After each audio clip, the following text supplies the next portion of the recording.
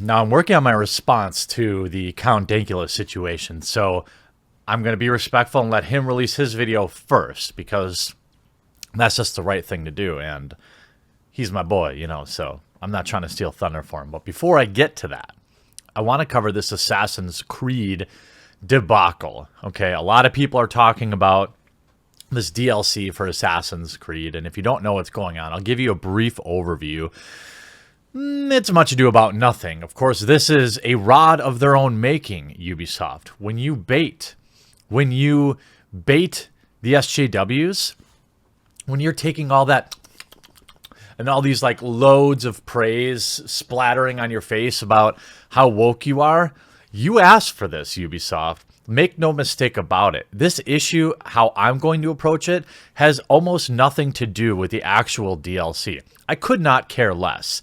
When you want to preach to the woke brigade and you want that delicious internet backpats, this is what happens. So Assassin's Creed Odyssey, one of the biggest games in many years, just the actual size of the game too. And it's actually on my list to try here in 2019 when the price drops, as I'm sure it will. Had released a DLC yesterday, or last week, I'm sorry, where essentially one of the characters that you may have chosen to make gay had a baby in the DLC, essentially erasing the choices that you had made along the way. Now, at its core, I agree with this premise, right? Don't tell me I have free will in a game and then only to force me into a linear storyline at the end, similar to what Fallout 3 did this. Many games have done this. But can we be honest here? Can we just strip away the absurd social justice outrage? And let's just be realistic here. What did these people expect? You're playing a video game, okay? Is it that people expect it to be exactly like real life? A real life simulator where literally every action has some sort of opposite or a unique storyline and a unique story tree? The expectation that I should be able to do whatever I want in a video game and there should be code and script around it to cater to my every need is absurd. Video games, unless they're run by some sort of AI, aren't there yet. They probably might get there in our lifetime, but they're not going to get there. So most of these people saying that they were crying after having being forced to have a baby. There were some customers claiming that they felt like they were being abused and things like this. Sit down. Sit down. It's a video game. If you want to be so reductive about a character's traits to literally only care about who they bone, there are other games for you. All right? I mean, imagine being so dumb that you think and only think in whether or not someone sleeps with another person. Like, you think that as a game developer that's character development? Absolutely not. It's reductive, okay, reducing a character to their sexuality, which is absurd, and it's pure pandering. As we can see, eventually you choose, spoiler alerts, to have a baby to carry on your family lineage, ignoring many of your previous decisions. And look, I don't understand. Maybe I want different things out of video games. Maybe. But for me, I don't really care. Imagine watching TV and then just constantly wondering, like, man, I wonder what that character does outside of the storyline, who they sleep with. Nobody watches TV like this. The only people that really care are woke games journalists who flooded the internet today with articles of continued outrage, which started a couple of days ago. Assassin's Creed Odyssey director says, "We missed the mark with controversial DLC relationship update." I'm going to be careful as to not be too offensive here, all right? But allow me to, I don't know, translate this into cold, hard facts. I think if you want to be gay, or if you are gay, sorry, cool. No problem with that. Nobody cares. It's 2019. But the idea that a very, very, very small percentage of the population means that it's controversial or that people didn't like it. You're talking about 5% of people, right? And some even smaller percent of those people even cared about this, right? And an even smaller percentage of those people were offended or, were triggered by it. So we're talking about endless articles, basically queer baiting, using the gay community to get woke points. They're using you.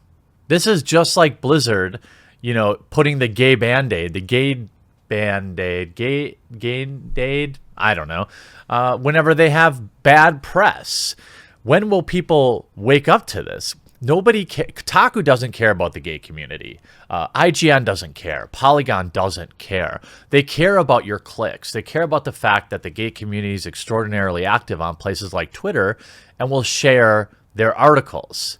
They don't really care. Ubisoft doesn't really care, okay? And if I'm the CEO of a company, all right, let me just break it down how I would look at it from a business perspective. Sorry, but this is the way it's done.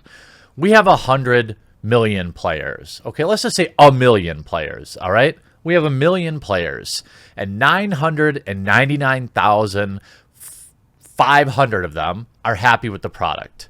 500 of them are upset. Okay? These are the numbers we're really talking about here. What kind of company in any other world other than software development, apparently, would give two ripping shits about this? Nobody cares. Yes, it sucks, all right? But if you want to play games that surround themselves specifically about who you want to sleep with, they're out there. Here's a game where you can literally date a pigeon. There are Japanese games where you can sleep with a battleship, if that's what you want. Now, I believe Ubisoft, again, they screwed up. If you wanted to take in all these woke points along the way, having all these journos tell you how inclusive you are, and then you make this absolute boneheaded decision in the DLC, you deserve every bit of it. All right? Every little bit of it. This is not a big deal. All right? People are acting like tens of thousands of game players are dissatisfied with a totally optional DLC. Right? Still a mistake. But all the game journalists held hands and started shaming Ubisoft over it. A day after apologizing for surprising Assassin's Creed Odyssey players with a mandatory in-game relationship. The wording they use is like it's abuse. It's mandatory in-game relationship that seemed to contradict the pre-release promise to let players define their character's own sexuality. Again, is that why you're buying video games? Seriously. By the way, hey, if you're this far in the video, I'm sorry I sound so angry, but it's just the absurdity of it all, okay? I mean, I feel like I'm taking crazy pills. If you feel like you're taking crazy pills too, please remember that I always pin the comment reminding people to like the video and then to share that tweet that I put in there. It really helps, and I'm very appreciative of it, so thank you for always doing that. I continue. Reading through the players' responses to our new DLC for Legacy of the First Blade, Shadow Heritage, we wanted to extend an apology to players disappointed by relationship your character partakes in. Odyssey creative director Jonathan Dumont said in the game's forums, "The intention of the story was to explain how your character's bloodline has lasting impact on the assassins. But looking through your responses, it's clear that we missed the mark." By the way, why would you think ever? Every one of my videos, even if I nail it, okay? If I nail it, still going to have a couple hundred dislikes on it. Life goes on. Not everybody's going to like the video that you do. Not everybody's going to like the product you put out. I feel like this is a character trait of the beta personality, of a extraordinarily weak person who feels like everybody needs to like them. That's not how that's not how Mafia works. I mean, if you want to be a level 1 crook and try to get everyone to like you, that's you. But this is not good behavior of a company, because here's what's going to happen. You're going to put this out. A guy like me is going to make a video and call you all idiots, all right? A guy like Jim Sterling is going to put a video out and call it hetconning, all right? You know what? At the end of the day, this is Ubisoft's fault. This is what happens when you pander. This is what happens when you worry about the 0.01% of people and not the 99% of people that actually play your game. And I'm not saying that there's anything inherently wrong with having gay characters in there, as somebody will probably try to point out. I don't care. But that's kind of my point. Nobody cares. If you want to play video games that are all about hooking up, they exist, all right? This is why people don't like this stuff. It's because we've got to read articles. Instead of reading about how great the DLC is, every major shill media outlet is putting out articles talking about this one tiny issue that relates to almost nobody.